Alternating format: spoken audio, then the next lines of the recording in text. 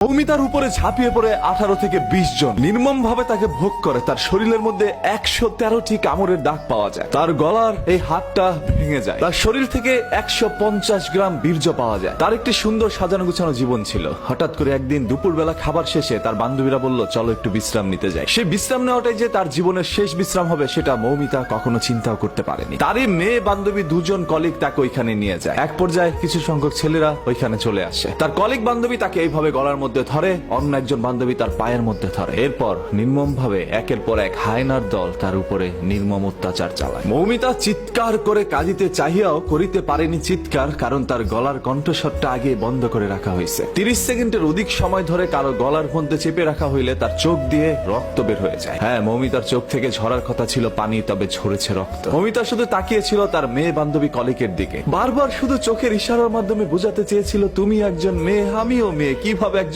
মেয়ে হয়ে আরেকজন মেয়েকে এইভাবে হায়নার হাতে তুলে দিলা? মৌমিতা চিৎকার করছে বারবার। ভাই, ও কাউকে বোঝাতে পারে নাই। মৌমিতা একটি ছোট্ট ভিডিওর মাধ্যমে মানুষকে একটি বার্তা পৌঁছে দেয়, যেখানে প্রকাশ পেয়েছিল তার সাথে ঘটে যাওয়া কিছু নির্মমতা। এরপর তাকে এই দুনিয়া থেকে সরিয়ে দেওয়া হয়। মৌমিতার সেই ভিডিওর বর্ণনা যদি আপনারা একবার দেখেন, তাহলে আপনাদের চোখ থেকে অশ্রু ঝরে যাবে। আজকে পুরো ভারতবাসী এটা নিয়ে প্রতিবাদ জানাচ্ছে আজকে বাংলাদেশের মানুষ। এবং এই ছবিটি ফেসবুকের মধ্যে ঢুকলেই দেখবেন আপনার সামনে চলে আসছে। হয়তো আপনারা অনেকে পোস্টটা পড়ছেন না, শুধু ছবিটা দেখে ইগনোর করে চলে যাচ্ছেন। হ্যাঁ, কারণ ঘটনা তো আপনার মা বোনের সাথে ঘটে নাই বা আপনার সাথে ঘটে নাই, অন্য কারোর সাথে ঘটলে তার আপনার কিছু যায় আসে না। যদি আসলে আপনি একজন মানুষের মনুষ্যত্ব বেঁচে থাকতো, তাহলে অবশ্যই এটা নিয়ে পোস্ট করতেন, শেয়ার করতেন এবং প্রতিবাদ জানাইতেন। গতকাল থেকে অসংখ্য মানুষ এটা পোস্ট করেছে এবং মানুষ আমাকে বলছিল, ভাই এটা নিয়ে একটা ভিডিও বানা। এই সকল বিষয় তো আর মানুষের বলে দিতে হয় না, এমনিতেই চোখ থেকে অশ্রু ছড়ে যায়। এই মৌমিতার জীবনে কি এমন ভুল ছিল ভাই? ও তো সুন্দর করে পর্দাশীল অবস্থায় ঘুরে বেড়াতো। ছবিটার মধ্যে আপনারা দেখতে পাচ্ছেন কি সুন্দর একটি মেয়ে। আজকে এরকম হাজারো মৌমিতা আমাদের দুনিয়া থেকে চলে যাচ্ছে, সেগুলো সোশ্যাল মিডিয়ার মধ্যে ভাইরাল হচ্ছে না। ওই সকল হায়নার দলগুলো এখন পর্যন্ত আমাদের সমাজের মধ্যে বিদ্যমান। এবং